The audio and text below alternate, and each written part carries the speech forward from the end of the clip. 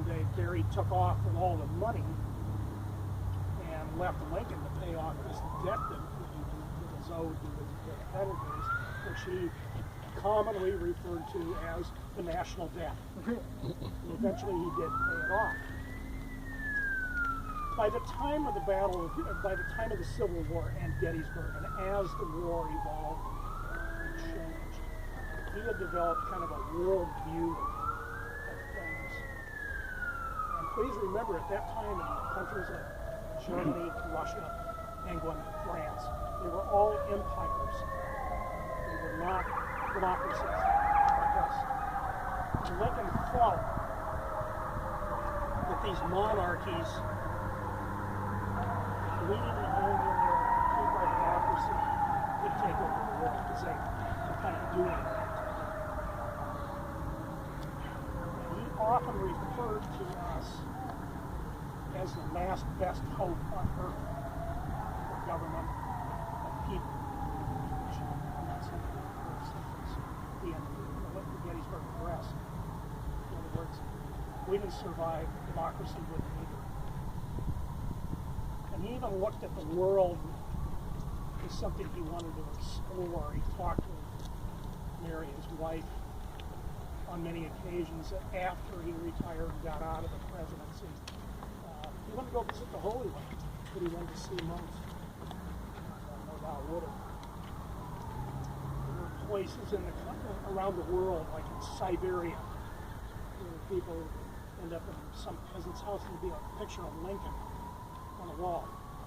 They knew virtually nothing about Lincoln, but they knew he freed the slaves. They knew that much. He had a good reputation around the world, too.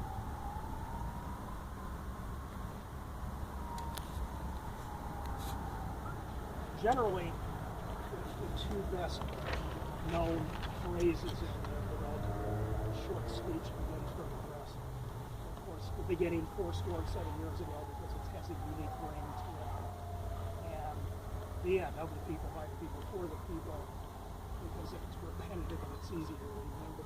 But the one thing I see in the speech that was absolutely inaccurate, totally incorrect, is the phrase, little note or long remember. We remember. We do. It was a great speech, and that's why we get together every year at this time. We need to keep that alive, even if there's the number of people that are here. If one person besides me is here, it's worth it. Thank you. Thank you.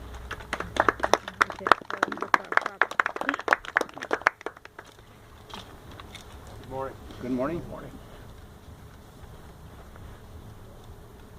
From July 1 to July 3, 1863, the invading forces of General Robert E. Lee and his Confederate Army clashed with the Army of the Potomac under its newly appointed leader, General George G. Meade, at Gettysburg, some 35 miles southwest of Harrisburg, Pennsylvania.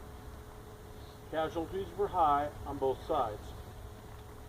Out of roughly 170,000 Union and Confederate soldiers, there were 23,000 Union casualties, more than 1/4 of the Army, and 28,000 Confederates killed, wounded, or missing, more than 1/3 of Lee's army.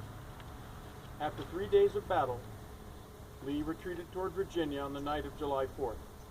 It was a crushing defeat for the Confederacy, and a month later, the great general would offer Confederate President Jefferson Davis his resignation, but Davis refused to accept it. As after previous battles, thousands of Union soldiers killed at Gettysburg were quickly buried, many in poorly marked graves. In the months that followed, however, a local attorney, David Wills, spearheaded efforts to create a national cemetery at Gettysburg. Wills and the Gettysburg Cemetery Commission originally set October 23rd as the date for the cemetery's dedication, but delayed it to mid-November after their choice for speaker, Edward Everett, said he needed more time to prepare. Everett, former president of Harvard College, former U.S. Senator, and former Secretary of State, was at the time one of the country's leading orators. On November 2nd, just weeks before the event, Wills extended an invitation to President Lincoln, asking him to set apart these grounds by using a few appropriate remarks.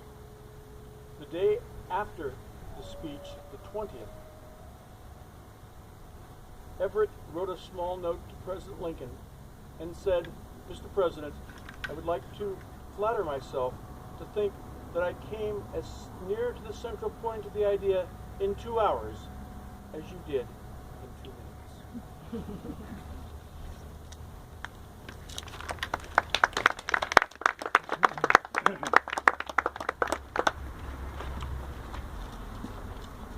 Go ahead. 407 years ago, our fathers brought forth on this continent, new nation conceived of liberty and dedicated to the proposition that all men are created equal. Now we're engaged in the great civil war, testing whether that nation or any nation so conceived is so dedicated to modern war. We have met on the battlefield of that war to dedicate a small portion of the field, the final resting place for those who gave their lives that that nation might live. It is altogether fitting and proper that we should do so.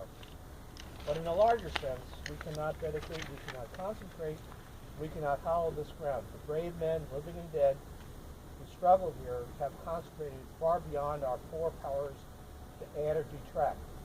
The world will little note nor long remember what we say here, but it can never forget what they did here. It is for us, the living rather, to be dedicated here to the unfinished work that those who